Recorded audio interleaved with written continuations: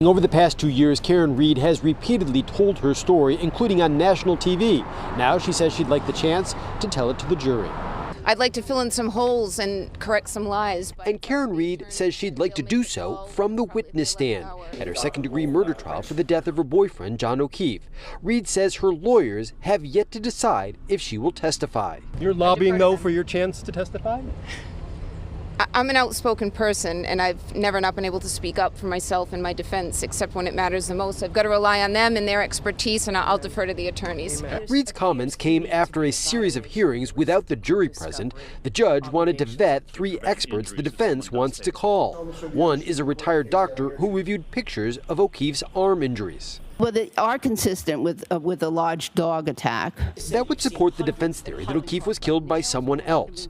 But the prosecutor pointed out the doctor never reviewed lab results showing no dog DNA on O'Keefe's body. And the judge seems skeptical of her testimony.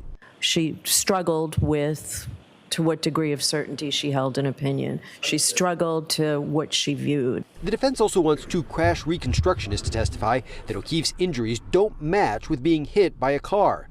They both looked into the case as part of an ongoing federal investigation. As far as I'm concerned, it would be the Department of Justice and the FBI. Even if they do testify, the judge has ordered no mention of the Fed's involvement. That will never fly in front of the judge and in front of the jury, and they know that.